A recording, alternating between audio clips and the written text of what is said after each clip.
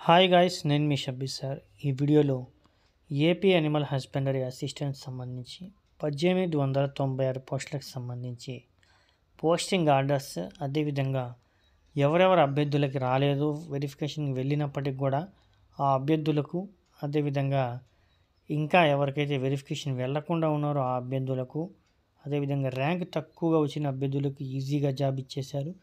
Rank చాలా తక్కువగా ఉన్నటువంటి అభ్యర్థులకు కూడా అసలు ఇవ్వలేదు. సేమ్ డిస్టిక్ అయినప్పటికీ కూడా ఈ విధంగా కొన్ని రకరకాల కామెంట్స్ మరియు అభ్యర్థుల యొక్క ఆవేదన అయితే ఉంది. ఒకసారి చూద్దాము.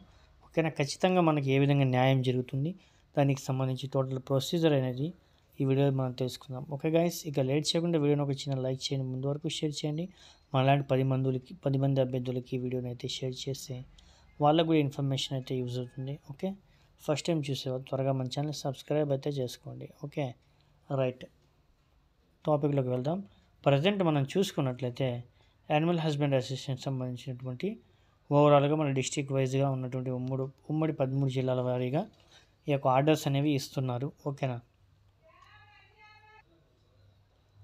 అయితే ఇక్కడ మనం చూసుకున్నట్లయితేనండి, ఇక్కడ మనకి state merit list, district and sports quota ప్యాటే ఇచ్చున్నారు. అయితే చాలామంది అభ్యర్థులు, సార్ మాకు స్పోర్ట్స్ కోటాకి సంబంధించినటువంటి జాబ్స్ ఇంకా ఇవ్వలేదు, జాబ్స్ అంటే మెరిట్ లిస్ట్ అని ఇంకా రిలీజ్ చేయలేదు. ఓకేనా, అయితే మాకు ఇంకా ఆర్డర్స్ అనేటటువంటివి జేడీ ఆఫీస్లో కూడా ఇంకా ఇవ్వలేదు సార్ అంటున్నారు. ఓకేనా గాయస్, అదేవిధంగా పీడబ్ల్యూడీ పర్సన్స్ సంబంధించినటువంటి ఆ యొక్క పోస్టులకు సంబంధించి కూడా ఎటువంటి క్లారిటీ ఇంకా రాలేదండి. ఓకేనా, పోస్ట్ అనేటటువంటివి ఇస్తున్నారు, కొన్ని దిక్కలు ఇవ్వడం లేదు. ఓకేనా, కాబట్టి అభ్యర్థులు వెస్ట్ గోదావరికి సంబంధించినటువంటి అభ్యర్థులకి అయితే మొదటి రోజు నుంచే ఇవ్వడం జరుగుతుంది.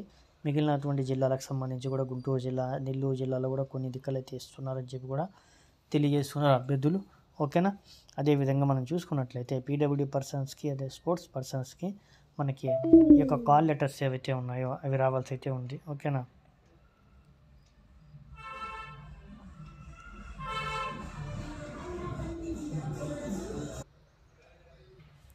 సారీగా డిస్టర్బెన్స్. ఈ విధంగా మనం చూసుకుంటేనండి, ఒకసారి అభ్యర్థులకు సంబంధించినటువంటి మనము ఆ యొక్క ఆవేదన ఏ విధంగా ఉంది, వాళ్ళ యొక్క ప్రాబ్లం ఏంటి, దానికి సంబంధించి ఒకసారి చూద్దాం, సొల్యూషన్ కూడా తెలుసుకుందాం. ఓకే, ఇక్కడ చూసుకోవచ్చు గంగరాజు పొట్ల గారు, సార్ థర్డ్ లిస్ట్ ఉందా లేక ఉండదో తెలియజేయగలరు అంటున్నారు. ఖచ్చితంగా హలో ఫ్రెండ్స్, మనం అందరం కలిసి కేసు వేద్దాం బ్రో అండ్ ఎస్ఐఎస్ వెరిఫికేషన్ అయ్యింది, మరి జాబ్ ఎందుకు ఇవ్వలేదని చెప్పి. ఓకేనా, కరీం షేక్ గారు, అదేవిధంగా సార్ 1902కి కూడా కాల్ చేశాము, కలెక్టర్ ఆఫీస్ కూడా వెళ్ళా సార్, నా ఫైల్ కూడా తీసుకున్నారు, కలెక్టర్ కూడా దే నో యూస్ సార్ అన్నారు. Okay, they know use.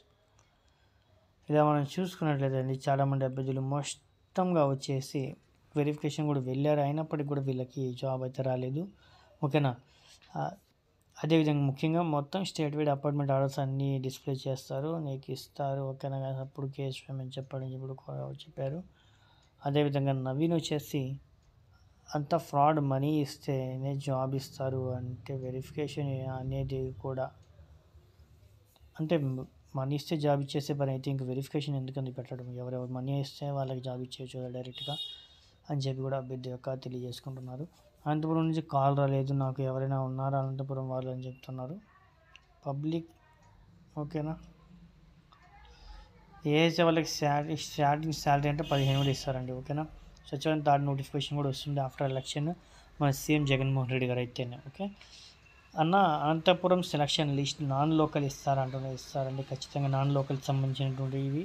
అదేవిధంగా స్పోర్ట్స్ సంబంధించిన అభ్యర్థులకి, అదేవిధంగా పీడబ్ల్యూడీ పర్సన్ డిజేబిలిటీ పర్సన్స్ ఎవరైతే దివ్యాంగులు ఉంటారో అభ్యర్థులకు సంబంధించిన కోటా కూడా ఉంది, ఆ కోటా పరంగా కూడా భర్తీ అయితే చేస్తారు. ఇంకొన్ని రోజులు, ఇంకా కేవలం 1 or 2 or 3 days అయితే వెయిట్ చేయండి గాయస్, ఖచ్చితంగా మనకి అప్డేట్ వచ్చేస్తుంది. ఓకేనా, మేబీ రేపైనా రావచ్చు, ఎల్లుండైనా రావచ్చు, ఎనీ క్షణం ఎప్పుడైనా రావచ్చు. ఓకేనా, క్యాస్ట్ వైజ్గా ఇచ్చాడు పోస్టులు, బట్ ఫిజికల్లీ హ్యాండిక్యాప్డ్ పోస్టులు అనేది పెట్టలేదని అంటారు. ఆ ఫిజికల్లీ హ్యాండిక్యాప్డ్ పోస్టులు అనేవి ఖచ్చితంగా వస్తాయండి. రాజేష్ గారు ప్లీజ్ కొంచెం వెయిట్ చేయండి అండి. ఓకేనా రైట్, ఇక్కడ మనం చూసుకున్నట్లయితే సరిత గారు వచ్చి అడుగుతున్నారు,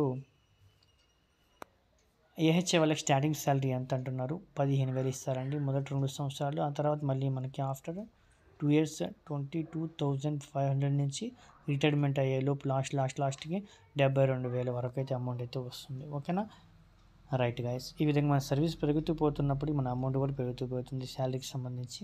ఓకే, ఇటువంటి బ్రేకింగ్ అప్డేట్స్ పొందడం కోసం ప్రతి ఒక్క మన ఛానల్ని ఫాలో అవుతూ ఉండండి. వీడియోని లైక్ చేయండి, ముందు వరకు షేర్ చేయండి. ఇంకా ఎవరైతే సబ్స్క్రైబ్ చేసుకుని త్వరగా చేసేసుకోండి గైస్. ఓకే, థ్యాంక్ యూ అండి.